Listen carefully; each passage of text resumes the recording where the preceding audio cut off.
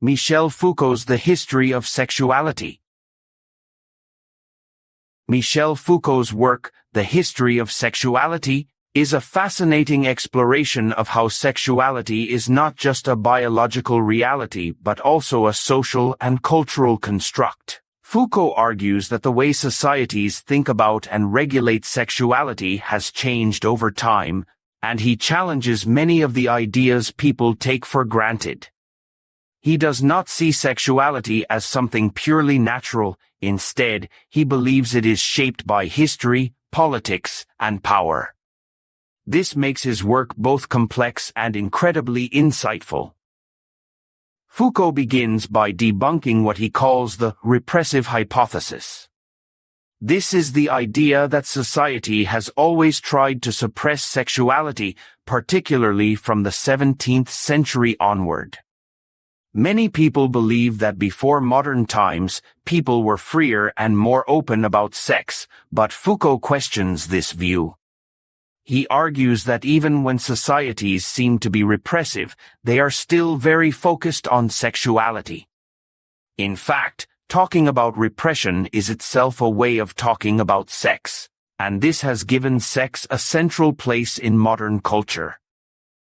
One of Foucault's key points is that power and sexuality are deeply connected.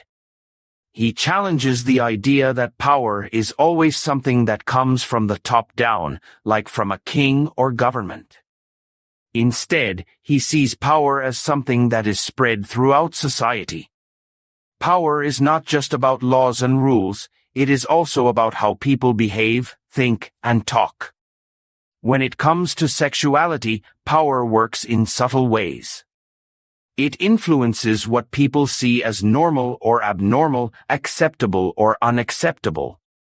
For instance, scientific studies, religious teachings, and social norms all shape how people think about sex, and these ideas are often internalized by individuals. Foucault also introduces the concept of a biopower, which refers to the way modern societies regulate people's lives, bodies, and health. In earlier times, power was often about taking life or letting people die, like in wars or executions. But in modern times, power is more about managing life.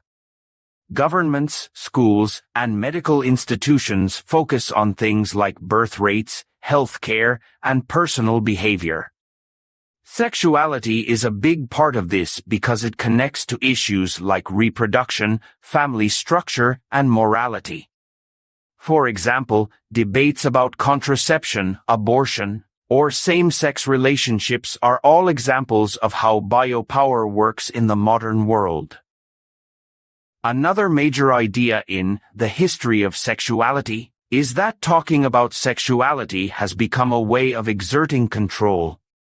Foucault points out that in the 19th century, there was an explosion of discourse about sex. Scientists, doctors, and psychologists began studying it intensely, creating new categories like heterosexual and homosexual. These terms were not just descriptive, they were also ways of labeling people, which had real consequences. Once someone was labeled as a deviant, they could be treated differently or excluded from society. Foucault shows how this process of categorization is a form of power. Interestingly, Foucault does not think this focus on sexuality is entirely negative. While it can be a way of controlling people, it also creates opportunities for resistance. If power is everywhere, then resistance can also be everywhere. People can challenge the ways society tries to define and regulate them. For example, modern movements for LGBTQ+ rights challenge traditional ideas about sexuality and fight for a more inclusive society.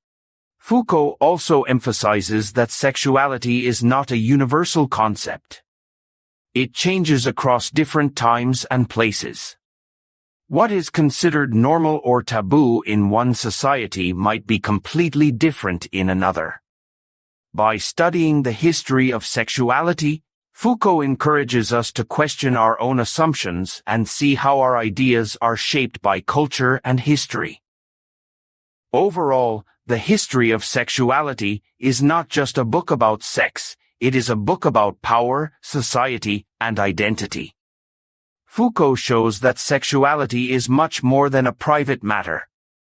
It is deeply connected to politics, culture, and the way people understand themselves. His work encourages us to think critically about the world we live in and to see how things we take for granted might actually be shaped by forces we do not always notice. If you found this explanation interesting, please give this video a like and subscribe to the channel for more content like this.